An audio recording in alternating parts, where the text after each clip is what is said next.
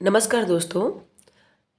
ये जो है हॉस्टल वार्डन का सिलेबस है, इसको हम डिटेल में देखेंगे। इसमें अलग अलग भाग है। भाग अ में है कंप्यूटर संबंधी ज्ञान। उसके बाद नीचे देखते हैं भाग ब में है हिंदी व्याकरण सहित।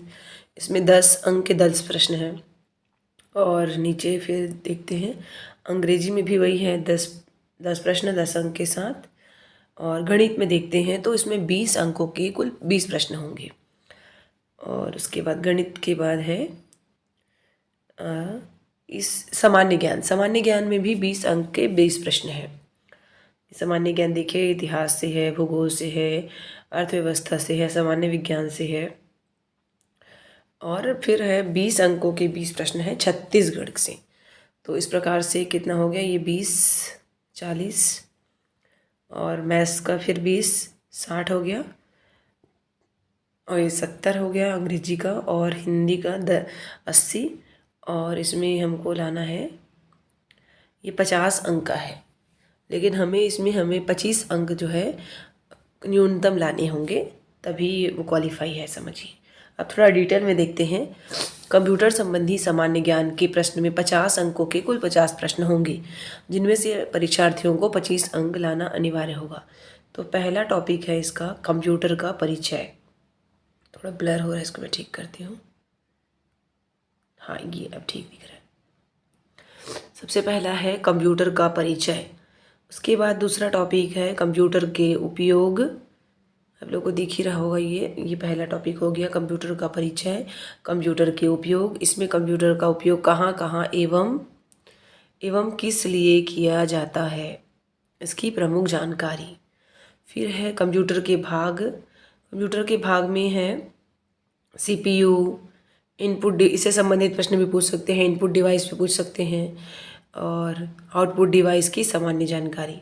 फिर है प्रिंटर के प्रकार, इंजेक्टर, लेज़र जेट एवं अन्य प्रकार के प्रिंटर। ऑपरेटिंग सिस्टम के अंतर्गत कमर्शियल एवं ओपन सोर्स ऑपरेटिंग सिस्टम के नाम।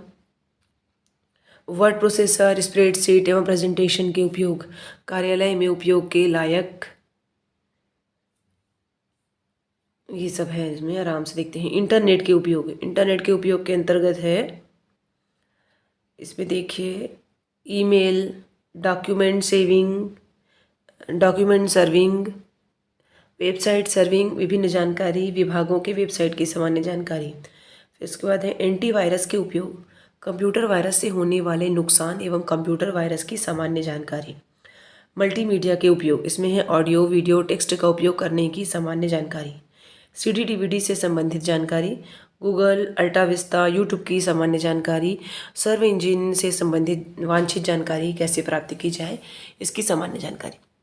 ये तो सिलेबस हो गया। और अभी कुछ दिनों पहले मैंने एग्ज़ाम दिलाया था, जिसमें कंप्यूटर के मतलब ऐसे प्रश्न पूछे थे जो डेली लाइफ में हम यूज़ करते हैं, जैसे टेक्नोलॉजी से संबंधित। अगर हमारे बीच फिशिंग हो रही है, फ्रॉडिंग हो रही है, जो अभी जनरल में जो मतलब चलन में है, जो अप्लाइड लेवल पे है, तो हमें इस टाइप के भी कंप्यूटर से संबंधित जानकारी होना चाहिए कि वर्तमान में अभी क्या चल रहा है, वर्तमान में किस प्रकार से फ्रॉडिंग हो रही है, तो उसको क्या नाम दिया गया है। तो इस तरह के बहुत सारे प्रश्न नीट एग्ज़ाम में आए हुए थे, तो मुझे लगा कि थोड़ा पैटर्न चेंज हुआ है कि प्रश्न पूछने का।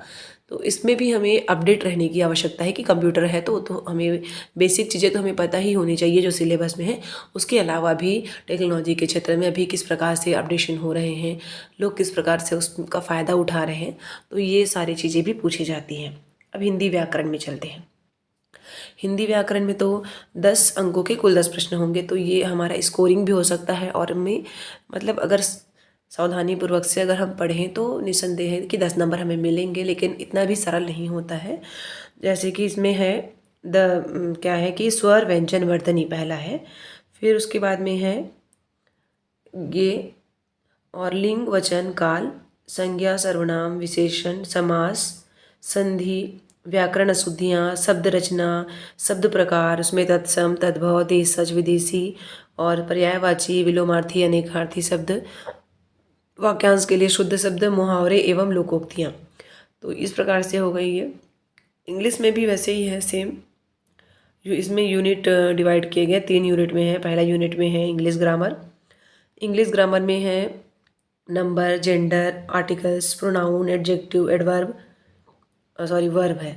Use of some important conjunctions, some important preposition. Unit 2 में है ट्रांसफॉर्मेशन ऑफ सेंटेंस, जैसे कि active voice, passive voice, direct indirect narration. उसके बाद में है वोकेबलरी, इसमें है synonyms, antonyms, one word substitution, spelling. तो ये सारा कुछ हो गया इंग्लिश का सिलेबस। ये भी देखने में सरल लगता है, बार बार अगर हम अच्छे से प्रैक्टिस करेंगे, न्यू वर्ड्स का कलेक्शन करेंगे, तो ये वोकेबलरी वाला पोर्शन तो अच्छे से बनेगा ही, पर अलग ही टाइप का शब्द आता है। तो इसके लिए हमारे पास जो ग्रामर की बुक होंगी, जो ल्यूसेंट वगैरह हम जो यूज़ करते हैं, तो उस प्रकार की बुक से हम अध्ययन कर सकते हैं। अब मैथ्स की बारी है, तो इसमें सामान्य मैथ्स पूछे जाते हैं। देखिए, जैसे पहला है यूनिट 1 में है महत्तम समापवर्तक और लघुत्तम समापवर्तक, है ना। ये देखिए LCM SCF क्या है, इससे संबंधित प्रश्न। तो संख्यात्मक प्रश्न ज़्यादातर पूछे जाते हैं इसमें से। कुछ पेपर मैं इससे संबंधित अपलोड करूँगी, मेरे पास बहुत सारे पेपर रखे हुए हैं। जैसे औसत निकालना, औसत निकालने से संबंधित प्रश्न, प्रतिशत निकालना, चाल, दूरी, समय, इससे तो एक प्रश्न आता ही, मतलब इसमें से किसी एक में से एक प्रश्न तो आएगा ही। 20 नंबर का है तो यूनिट 1 से, तो सारे सिलेबस को कवर कीजिए तो ज़रूर अच्छा बनेगा। सामान्य ब्याज, सामान्य ब्याज से संबंधित प्रश्न, लाभ हानि, क्रय मूल्य, विक्रय मूल्य, प्रतिशत रुपयों में व्यक्त करना, अनुपात एवं समानुपात, समानुपाती विभागों में प्रतिशतता एवं जनसंख्या वृद्धि ह्रास। ये जो प्रतिशत वाला है ये बहुत ज़्यादा बेनिफिट है, इसको हमें आना ही चाहिए, क्योंकि कई बार रीजनिंग में भी ये काम आता है कि एक बहुत बड़ा टेबल दे दिया जाता है, फिर प्रतिशत निकाल के हमको उसको सॉल्व करना होता है। तो वो बेसिक चीज़ें अगर आ रही है तो बहुत सारे प्रश्न ऐसे ही बनते हैं।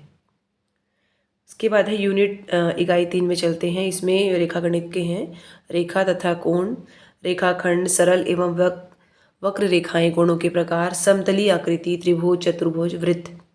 इकाई 4 की बात करते हैं।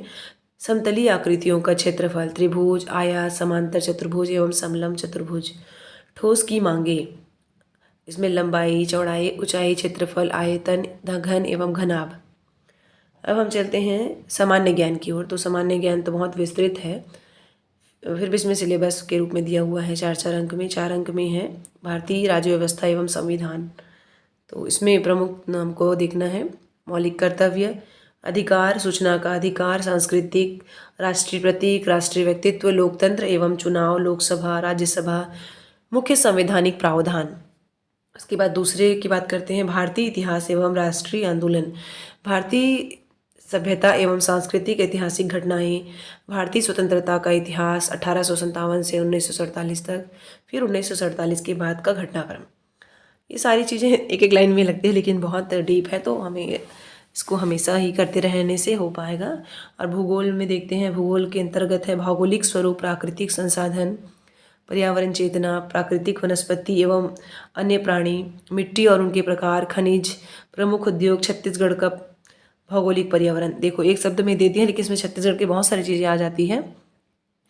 भारतीय अर्थव्यवस्था, भारतीय अर्थव्यवस्था के अंतर्गत है सामाजिक एवं आर्थिक विकास, जनसंख्या परिप्रेक्ष्य, सकल राष्ट्रीय उत्पादन एवं प्रति व्यक्ति आय, पंचवर्षीय योजनाएं, कृषि एवं ग्रामीण विकास, औद्योगिक विकास, भारतीय अर्थव्यवस्था, बैंक प्रणाली, वर्तमान आर्थिक घटनाक्रम।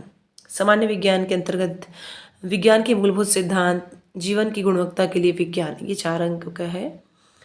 और समसामयिक घटनाक्रम भी इसी में है। समसामयिक घटनाक्रम, देश, खेलकूद, देश विदेश, इसके 20 अंकों के 20 प्रश्न होंगे, तो ये भी बहुत इंपॉर्टेंट है। देखिए 20 करंट अफेयर्स के भी 20 प्रश्न आ रहे हैं। इसके अंतर्गत जो खेल अभी हुआ या खेल से संबंधित जो पुरस्कार वगैरह है वो सभी राष्ट्रीय अंतर्राष्ट्रीय घटनाएं, इसमें कुछ भी हो सकते हैं। खेल और साहित्य।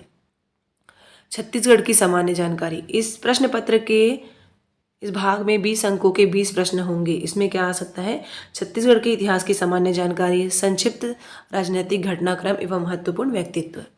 तो इस प्रकार से सिलेबस कंप्लीट होता है। अच्छे से अभी से तैयारी कर दीजिए, वैकेंसी तो आनी ही है, तो वैकेंसी आने से पहले एक बार सिलेबस को अच्छे से कर लीजिए ताकि रिवीजन करें और पेपर अच्छा जाए, आपका सिलेक्शन हो जाए। Thank you so much watching this video and best of luck for the exam.